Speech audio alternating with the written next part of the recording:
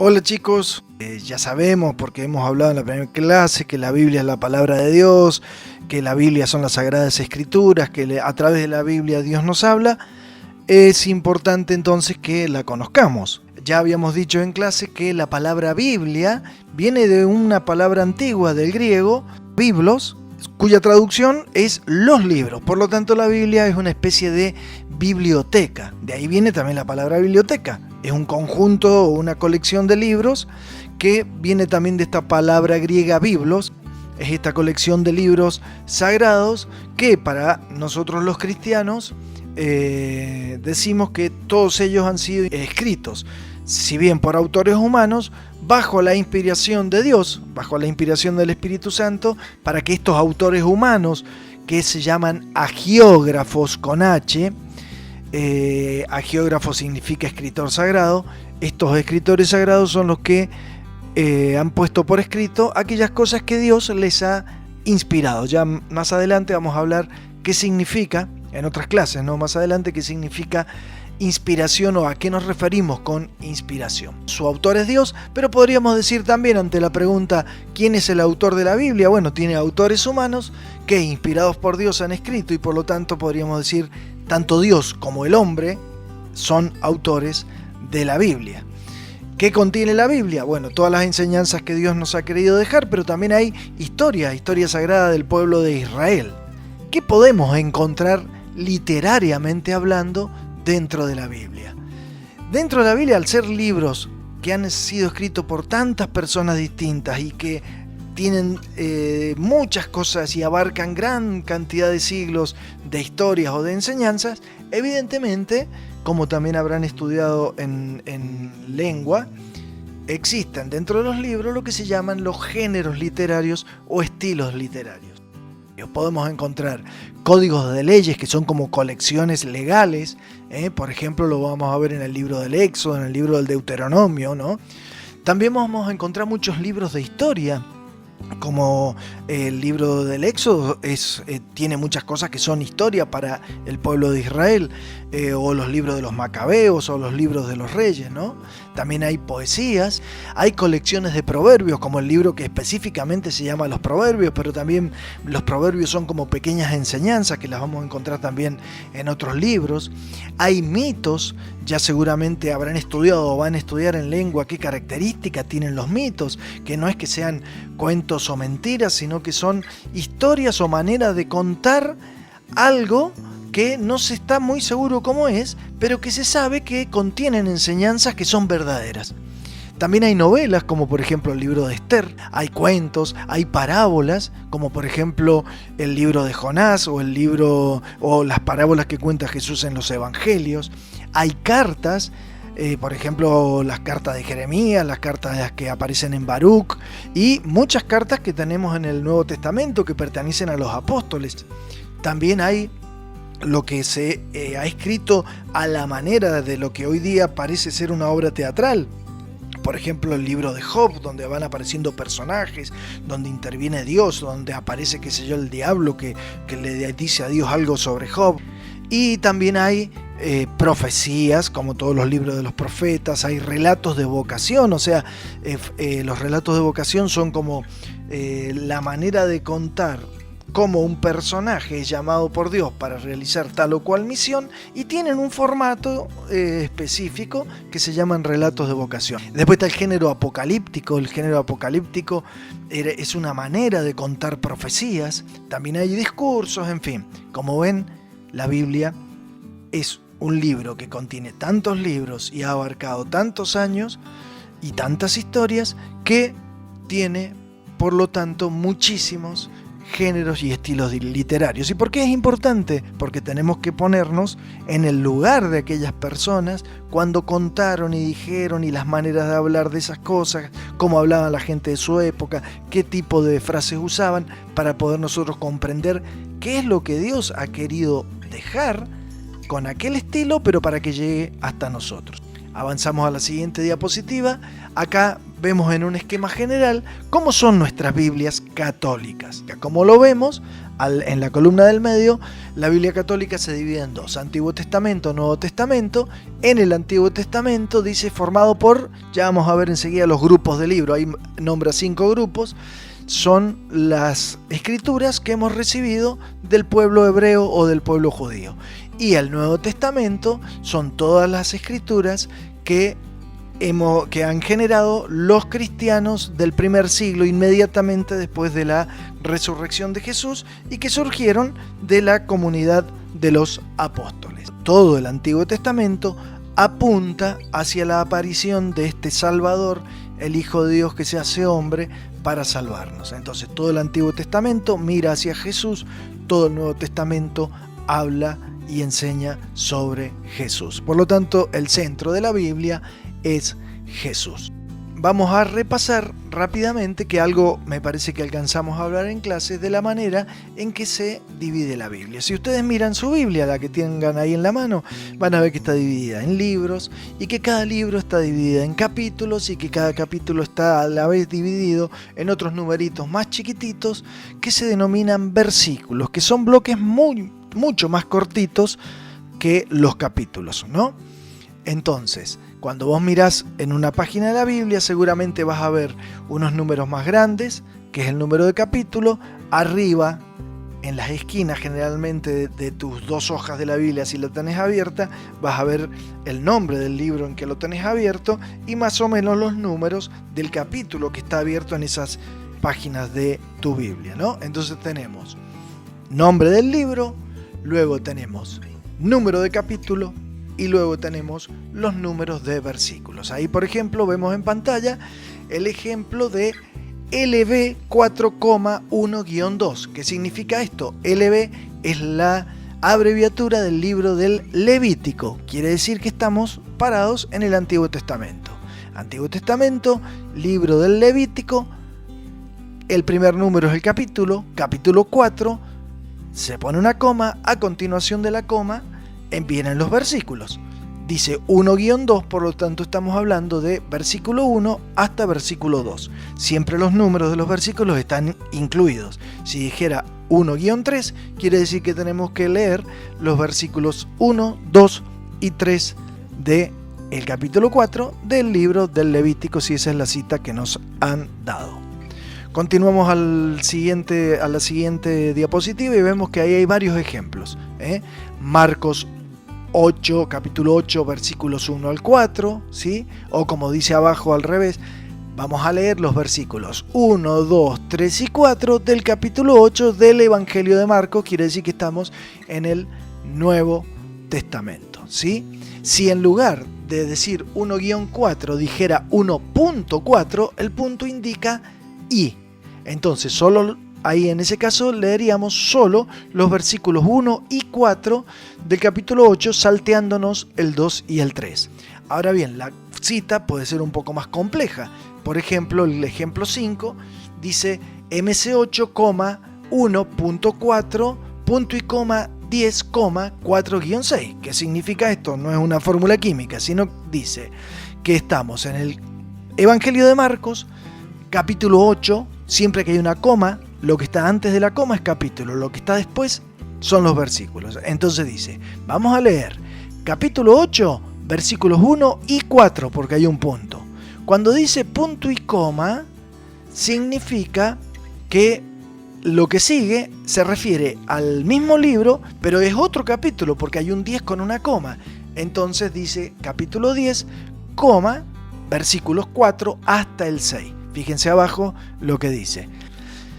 Ahí tienen un resumen de los signos más utilizados que ya los he venido explicando. La coma, siempre antes de la coma, indica que lo anterior es un capítulo y lo posterior son los versículos. Un guión significa hasta. Un punto y coma significa que se separan 2 o más referencias o citas diferentes. El punto y coma significaría y también, ¿sí? El punto significa y. Después dice la letra S, que a veces pueden ver, como por ejemplo ahí dice Génesis 1.3 SS. SS significa siguientes. Quiere decir que si a mí yo encuentro en un libro que me dicen que la referencia es la cita Génesis 1.3, ese significa que yo voy a leer. Me voy a ir al capítulo 1 del Génesis, voy a buscar el versículo 3 y voy a comenzar a leer, generalmente hasta que termine el tema, puede ser, o hasta que haya un punto aparte, o hasta finalizar el capítulo. Ahora bien, en la Biblia nos aparecen libros que tienen el mismo nombre, pero hay 2 que tienen el mismo nombre, o incluso 3, como pasa en una sola oportunidad, ocurre con las cartas de Juan. Tenemos 3 cartas de Juan en el Nuevo Testamento. ¿Cómo identifico a qué cita pertenece? Poniéndole un número delante de la abreviatura. Entonces me puede aparecer 1JN, 2JN, 3JN. Se refiere a primera carta de Juan, segunda carta de Juan, tercera carta de Juan. Ahora bien, ¿qué pasa si el JN no tiene ningún número delante? Pues significa que no se refiere a ninguna de las cartas, sino que se refiere al Evangelio según San Juan. Y eventualmente, si encuentran que después de la cita al lado de un versículo dice A o B, eso suele pasar porque muchas veces el versículo es muy largo, porque los versículos fueron numerados con el criterio de la persona que hizo eso, que fue allá por el siglo XVI o XVII, perdón. Entonces, a veces dejó versículos muy cortitos, como por ejemplo un versículo del Evangelio que dice, y Jesús lloró, punto. Son 3 palabras. En cambio hay otros versículos que son mucho más largos. ¿Cómo se hace para citar solamente la primera, la parte del medio o la tercera?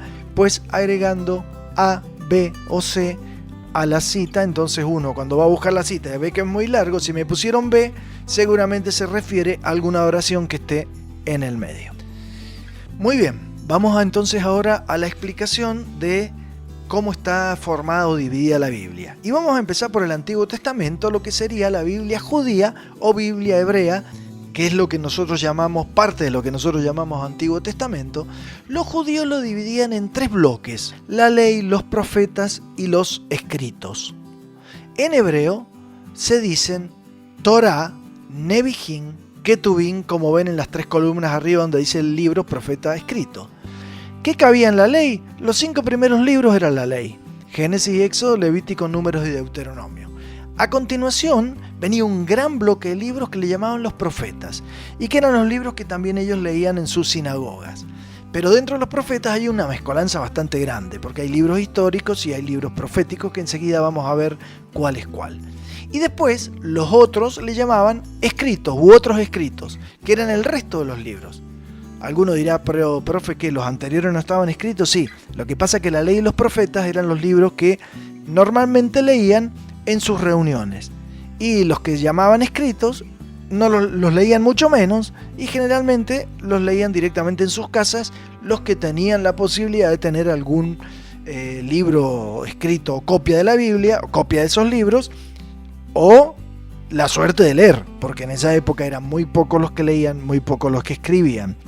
Fíjense, en el Antiguo Testamento nuestro hay 46 libros, pero en la Biblia que veíamos recién hay solamente 39. Quiere decir que para los hebreos, de nuestros 46 libros, solamente 39 son los que ellos consideran palabra de Dios. Enseguida vamos a ver cuáles son los que hacen la diferencia.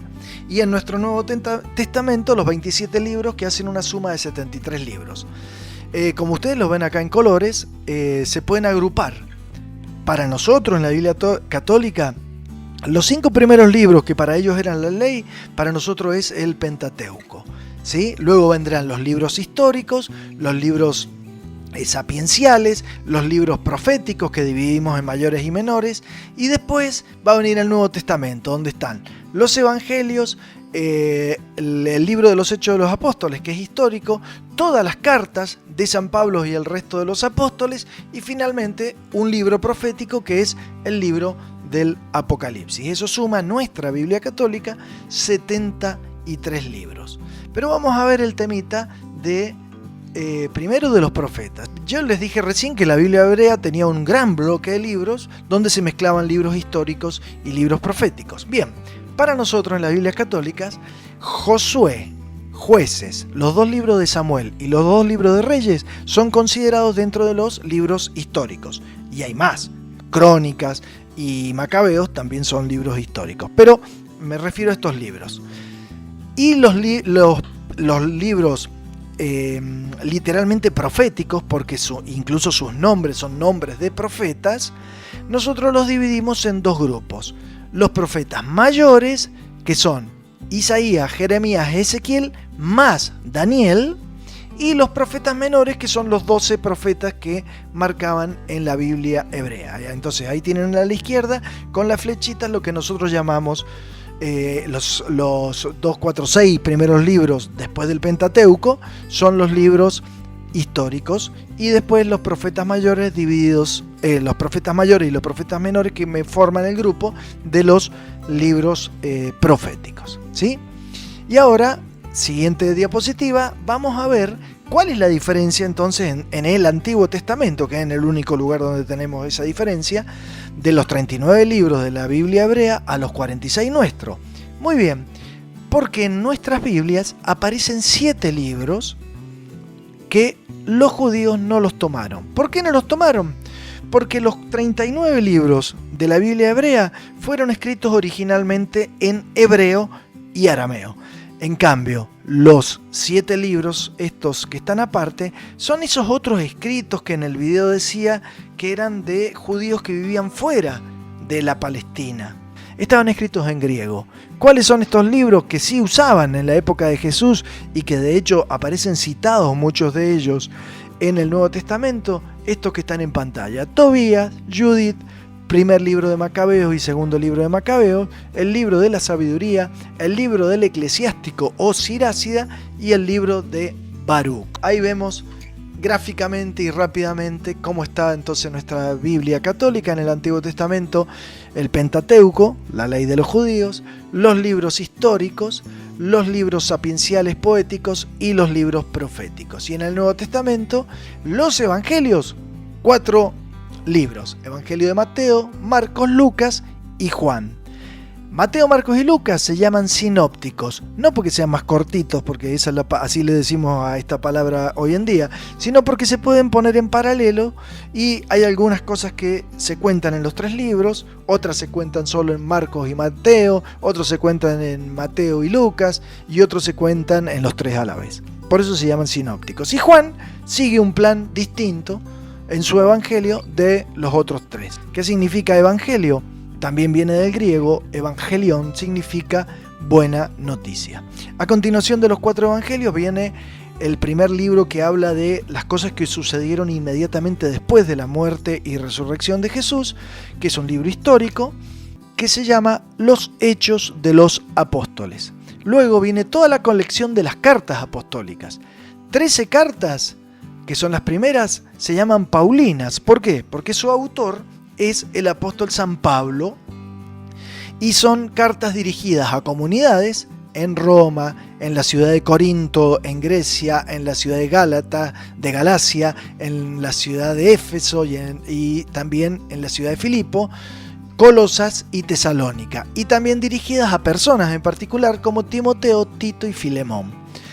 El resto de las cartas se llaman cartas católicas y una de ellas no sabemos quién la escribió, que es la carta dirigida a los hebreos, así en general. Y después está la carta del apóstol Santiago, 2 cartas del apóstol San Pedro, 3 del apóstol San Juan y una del apóstol San Judas Tadeo, no Judas Iscariote, que fue el que traicionó a Jesús. Y por último, el único libro profético con el género literario apocalíptico, que es el libro del Apocalipsis, que también fue escrito por el apóstol San Juan. Entonces ahora sí estás listo para hacer el trabajo práctico virtual que tenés en el aula virtual. Es muy fácil. Son 10 preguntas que vas a tener que contestar o elegir allí en pantalla. ¿Cómo lo vas a hacer? Vas a leer la pregunta, al lado yo te pongo una cita, formato cita, o sea, el libro abreviado, el capítulo y los versículos.